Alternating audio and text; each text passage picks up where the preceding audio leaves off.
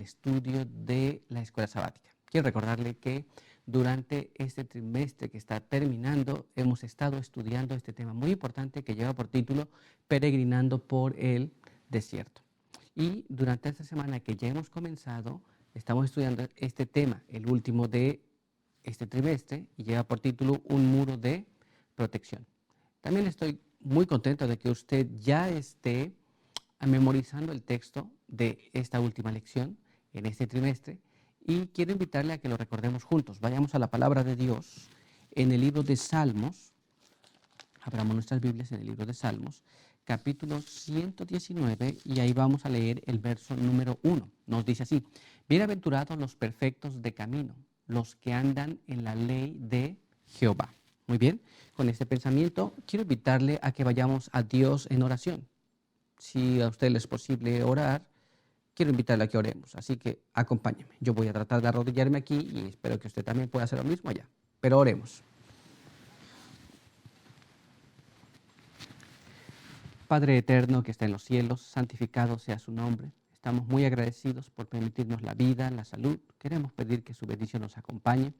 Pedimos que ahora que hemos de estudiar su palabra, podamos entender lo que está escrito en ella, que su buen espíritu pueda guiarnos hacia toda la verdad y sus buenos ángeles puedan asistirnos en todo.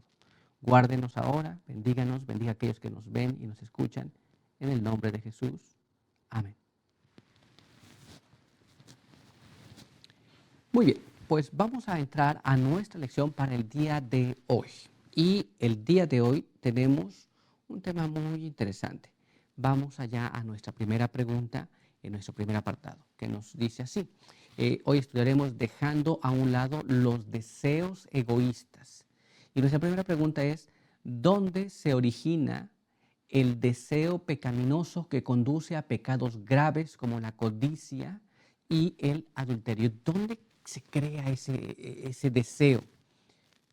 ¿Cómo es que llegamos hasta esa situación? Pues vamos a ir en la palabra de Dios y trataremos de entender qué es lo que nos dice. Quiero que me acompañe a leer el siguiente párrafo que está en la palabra de Dios, el cual está en el libro de Proverbios, capítulo 4, y ahí vamos a leer el verso número 23. Y nos dice así: por encima de todo, guarda tu corazón, porque es la fuente de la vida. Muy bien. La palabra de Dios nos llama la atención de que nosotros debemos guardar el corazón, sobre todas las cosas, porque de allí es donde sale nuestra vida. Pero no es todo. Recuerde, de dónde salen los deseos malos, los deseos pecaminosos. Vamos a tratar de entender un poco más. Y quiero que vayamos a leer en la palabra de Dios el siguiente párrafo en el libro de Mateo, capítulo 15, y ahí vamos a leer el verso 19. Mire cómo dice: porque del corazón salen los malos pensamientos, los homicidios, los adulterios, las fornicaciones, los robos, los falsos testimonios y las calumnias.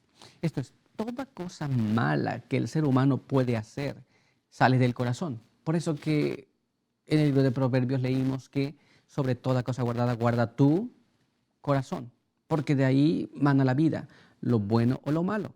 Muy bien, del corazón sale. Pero vamos un poco más allá.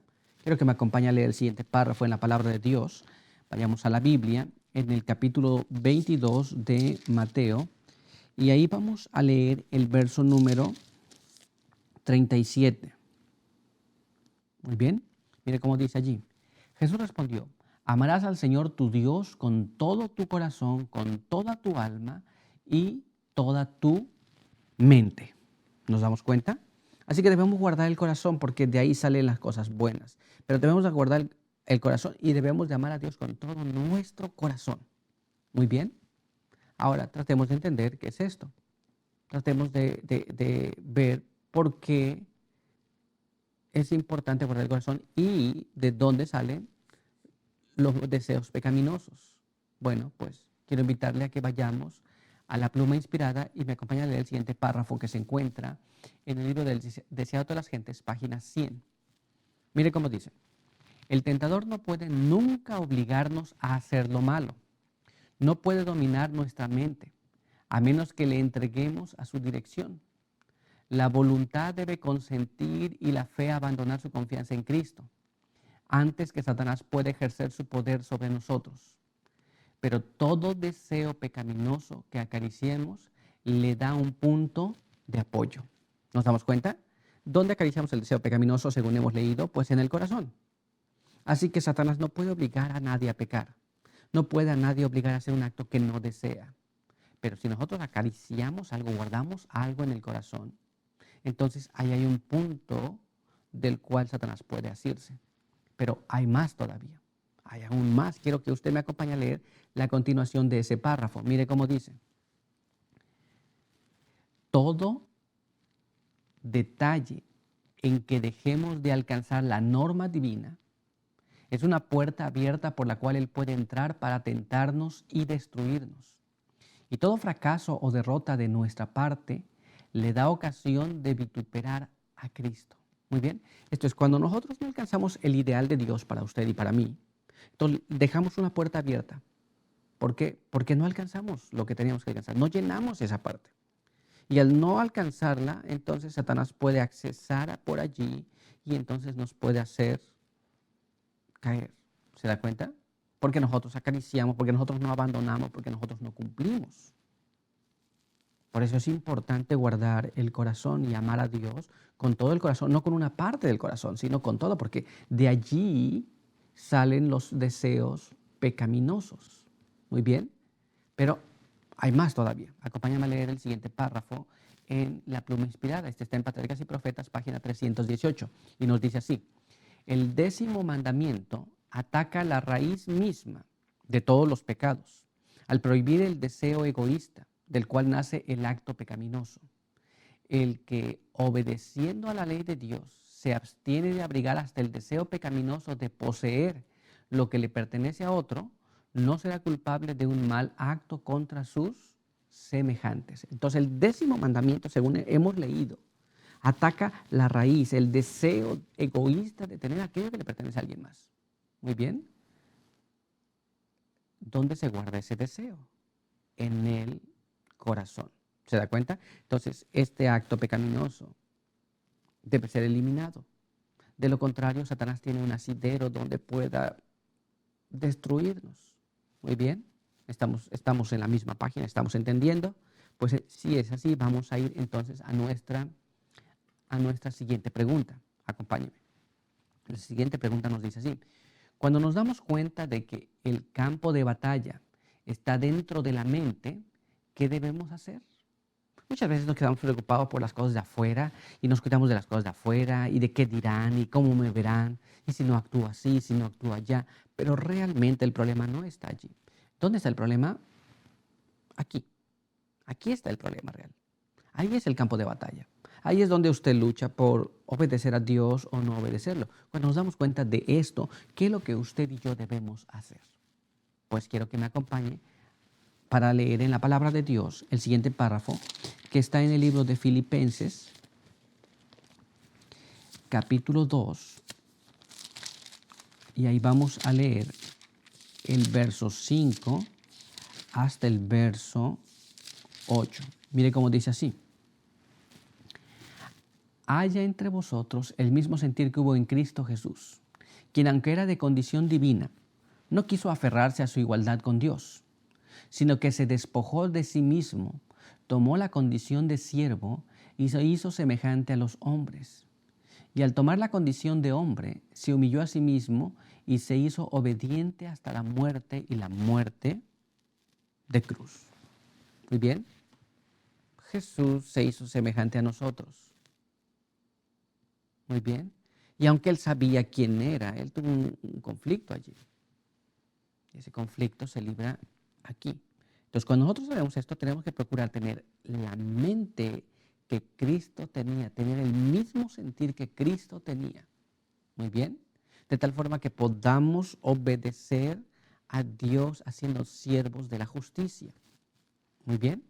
Pero vamos a ir un poquito más allá. Quiero que me acompañe a leer el siguiente párrafo en la palabra de Dios, el cual se encuentra en el libro de Apocalipsis, capítulo 3. Y ahí vamos a leer el verso 20. Mire cómo nos dice: He aquí, yo estoy a la puerta y llamo.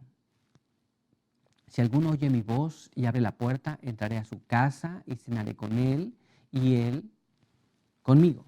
La palabra de Dios es muy clara. La palabra de Dios dice que Jesús está a la puerta y está llamando. Si alguien abre la puerta, entrará a la casa y entonces habrá una cena.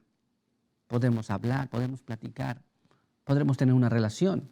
Muy bien, pero vamos a ver qué significan estas palabras. Quiero que me acompañe a leer este párrafo de la pluma inspirada, el cual se encuentra en este material que se llama A fin de conocerle, en la página 290. Mire cómo dice. Jesús se hizo hombre para poder mediar entre el hombre y Dios, para poder restaurar al hombre a su condición original, perdida en el Edén, por efecto de la engañosa tentación de Satanás. Esto es, Jesús vino aquí, se hizo hombre, vivió una vida de perfección y ahora él puede mediar entre Dios y el ser humano. ¿Nos damos cuenta? Es una cosa muy interesante.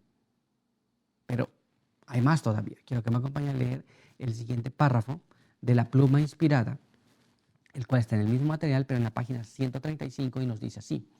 Mediante la conversión y la transformación, los hombres han de recibir el sentir de Cristo. Esto es, primeramente nos convertimos, después somos transformados, no a nuestro parecer, no al parecer de los hermanos, no al parecer de las personas, pero al parecer de Cristo. Usted tiene que parecerse a Cristo, yo tengo que parecerme a Cristo. Y si somos transformados, entonces recibimos el mismo sentir que tenía Cristo Jesús. ¿No le gustaría a usted tener ese mismo sentir? Pensar de la misma forma, actuar de la misma forma, hablar de la misma forma, vivir de esa misma forma, una vida de acuerdo a la voluntad de Dios. ¿No sería maravilloso? Claro que sí. Pues vamos a nuestra siguiente pregunta entonces. Acompáñeme. ¿Cuán profunda es la obediencia al séptimo mandamiento? Esto es, ¿hasta dónde alcanza? Porque a veces pensamos, el séptimo mandamiento es algo muy simple, pero ¿hasta dónde alcanza? Veamos qué es lo que la palabra de Dios nos dice. Quiero que me acompañe a leer allá el texto de Mateo, capítulo 5, y ahí vamos a leer el verso 27 y el verso 28. Mire cómo dice. Oíste que fue dicho, no cometerás adulterio, pero yo os digo, el que mira a una mujer para codiciarla, ya adulteró con ella en su corazón. ¿Cuán profundo es? Muchas personas pueden decir, ¿sabe qué? Yo no le hago mal a nadie.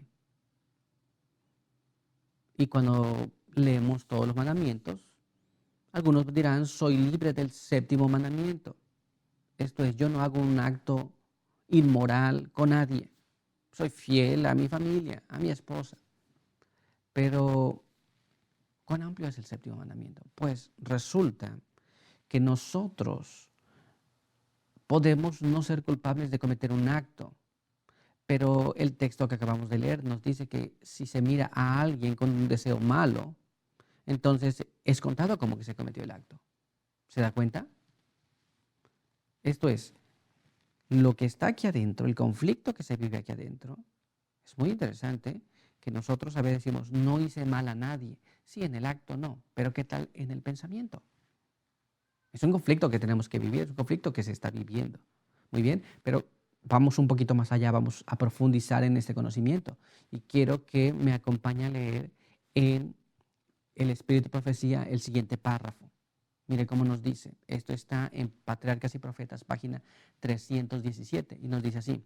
Este mandamiento no solo prohíbe las acciones impuras, sino también los pensamientos y los deseos sensuales y toda práctica que tienda a excitarlos. Exige pureza no solo de la vida exterior, sino también las intenciones secretas y las emociones del corazón. ¿Se da cuenta?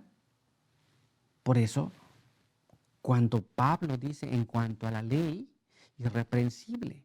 ¿Por qué? Porque en las acciones externas nunca se cometió nada mal.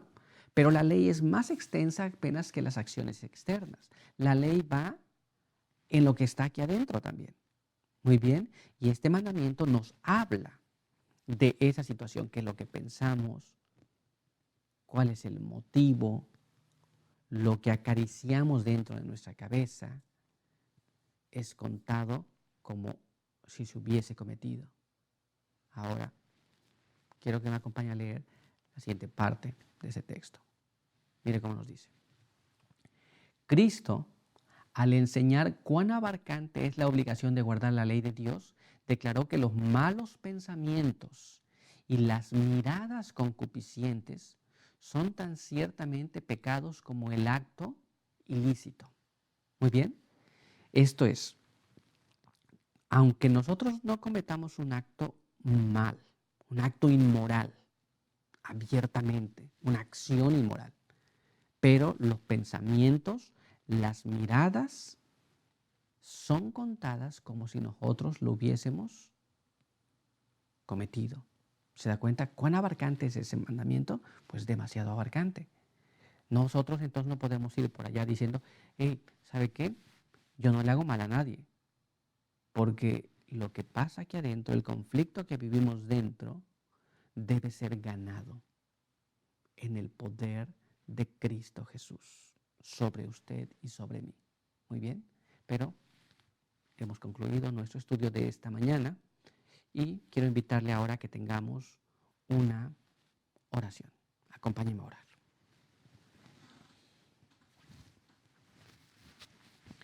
Padre eterno que está en los cielos, santificado sea su nombre. Estamos muy agradecidos porque nos permite leer su palabra. Queremos pedir su bendición, pedimos que nos ayude para poder comprender estas cosas y veamos cuán abarcante es lo que Dios requiere de cada uno.